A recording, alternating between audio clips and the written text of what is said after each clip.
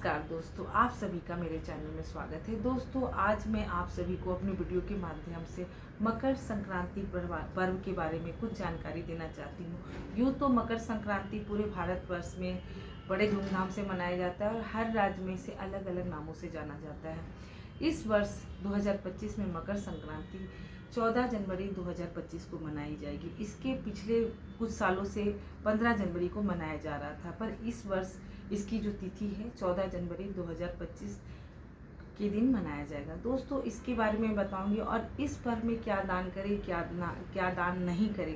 साथ ही मकर संक्रांति की कुछ पौराणिक कथा भी आप सभी के साथ बताऊंगी। दोस्तों, मैं अपनी वीडियो के माध्यम से आप सभी को कुछ जानकारी देना चाहती हूँ ताकि हम आप लोगों को ये लगे कि हम अपनी धर्म और संस्कृति की जानकारी से भी जुड़े रहें। मैं चाहती हूँ कि मेरी वीडियो में इंटरटेनमेंट भी हो, कुछ जानकारी भी हो, कुछ सीखने लायक बात हो। साथ में ट्रैवल की भी वीडियो में डालती रहती हूँ। आप सब कमेंट बॉक्स में ज़रूर मेरे बारे में बताएं कि कौन सी चीज़ आपको अच्छी लगी और कौन सी चीज़ अच्छी नहीं लगी। दोस्तों, मकर संक्रांति के बारे में बताना चाहती हूँ कि इसे गुजरात में उत्तरायण के नाम से जाना जाता है, असम में इसे बिहू के नाम से जाना जाता है, दक्षिण भारत में इसे पोंगल के नाम से पर्व किया जाता है।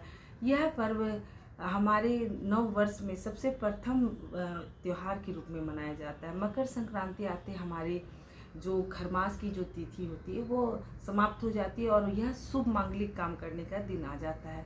मकर संक्रांति के पर्व मनाने के बाद आप अपने घर में मांगलिक काम कर सकते हैं, जैसे शादी ब्याह, मुंडन, तिलक, कोई भी शुभ काम, गृह प्रवेश, यदि आप दुकान खोलना चाहते हैं तो आप कोई भी शुभ काम कर सकते हैं।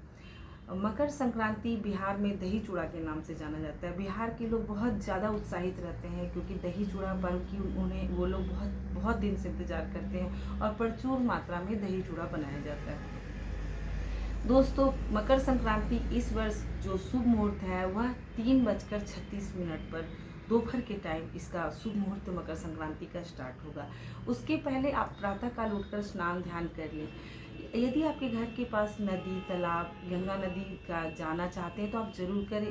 इसका अपार पुण्य मिलता है। कहते हैं मकर संक्रांति की स्नान, दान, हवन करने से अपार पुण्य की प्राप्ति होती है, साथ में मोक्ष की भी प्राप्ति होती है।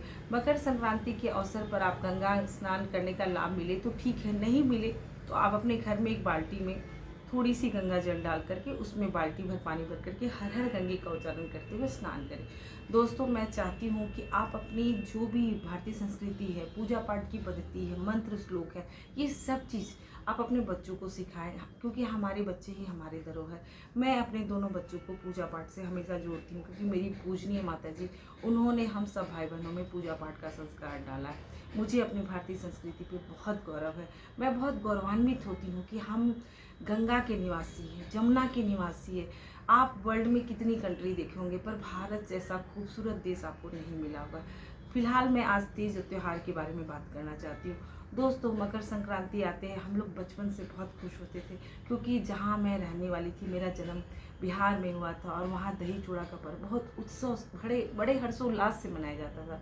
कई वर्ष पहले हमारे यहाँ जो बड़े बूढ़े हैं वो बड़ी हांडी में दही लगाते थे क्योंकि दही कहाँ खाकर हम लोग हर शुभ काम करते हैं। तो दोस्तों, ये मैं कहना चाहती हूँ कि जब भी आज भी कोई एग्ज़ाम देने जाते हैं, परीक्षा देने जाते हैं तो दही खाकर हम अपने दिनचर्या शुरू करते हैं। तो ये इस पर्व जो ऐसा है जीवन में बदलाव लाता है।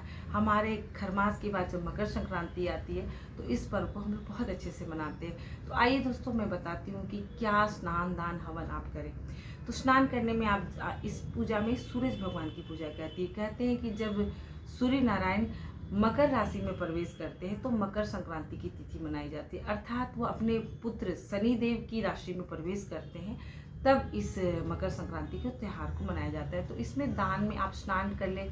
स्नान में मैंने आपको बताया कि आप गंगा में नहाए, नहीं नहा सकते तो घर में नहाएं। उसके बाद आप जब जल चढ़ाएं तो सूर्य जी को अर्घ देना बहुत ज़रूरी है, सूर्य भगवान को, और साथ में बच्चों को भी जरूर जल देना सिखाएं। जल में आप थोड़ा सा काला तिल, गुड़ डाल करके ओम सूर्याय नमः कर करके आप जल चढ़ाएं। साथ में सूर्य नमस्कार भी करें। अपने नहाने से पहले एक थाली में आप सीधा निकालें। सीधा में आप क्या निकाल सकते हैं? अन्न, चूड़ा, दूध, दही, तिल से रिलेटेड मिठाई, आपके घर में मिष्ठान जो भी है, फल फूल है, आप यदि सीधा में आटा, कच्चा आटा भी निकालना चाहें, इसमें खिचड़ी दान का विशेष महत्व है। खासकर उड़द दाल, चावल, तुअर दाल, आप 2-3 तरह की दाल भी छू सकते हैं, जो भी आपकी रसोई में उपलब्ध हो। लेकिन इसमें ऐसे खिचड़ी दान की विशेष मान्यता। आप कच्ची खिचड़ी भी दान कर सकते हैं और बनी बनाई खिचड़ी भी दान कर सकते हैं। यदि आपके पास सामर्थ्य है तो आप घर में ही खिचड़ी ज़्यादा बनाएं और अपने आसपास जितने गरीब लोग हैं उसको बांटें, बंधु बांधवों को बांटें।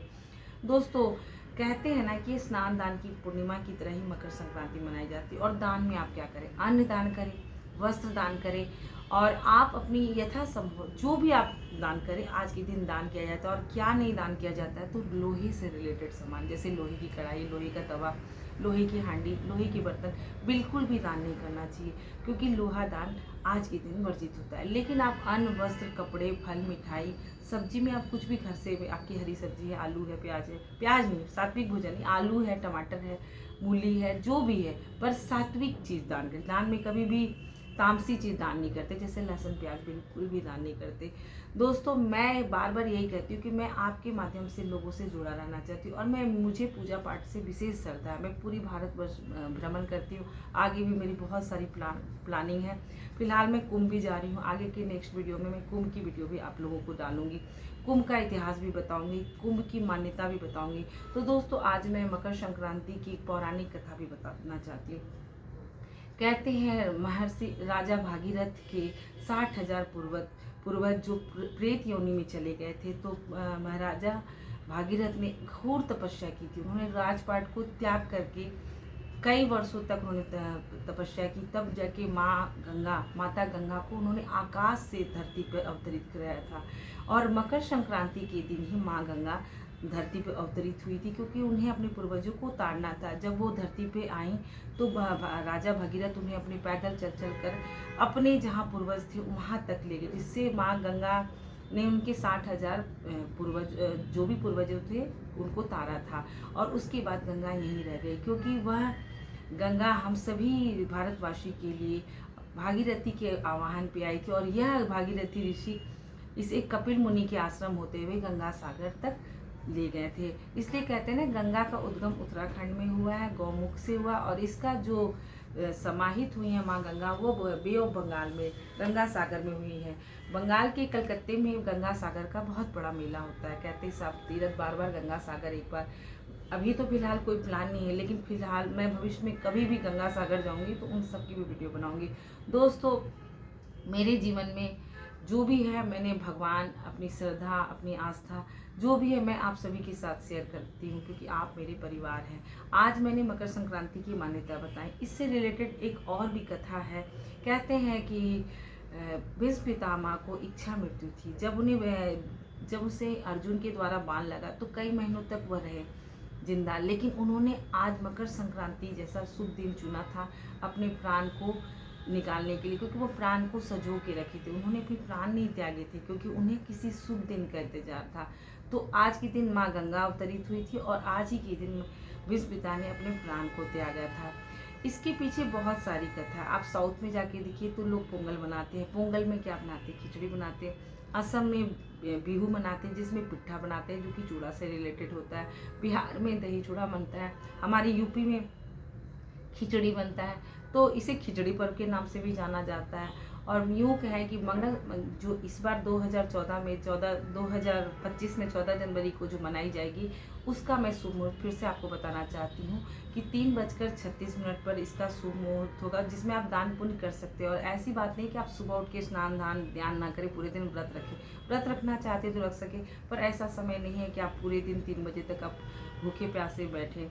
आप नहा धो ले, जब भी आप नहाए धोए, स्नान ध्यान करें, भगवान की पूजा पाठ करें, अपने जो घर की मंदिर है उसमें ज्योत जलाएं, भोग लगाएं, भगवान को प्रसाद लगाएं, बच्चों को सम्मिलित करें, और जो भी दान पुण्य करना है, ब्राह्मणों को दान करना है, अपने ही साथ बच्चों को भी रखें, ताकि बच्चे भी ये संस्कार सीखें। तो धन्यवाद दोस्तों। मकर संक्रांति से रिलेटेड मैं कुछ बात आप सभी के साथ शेयर करना चाहती थी। दोस्तों, आगे भी कुछ नई जानकारी जो भी मुझे मिलेगी, मैं आप सभी के साथ शेयर करना चाहती हूँ। तो दोस्तों, मेरा वीडियो कैसे लगा?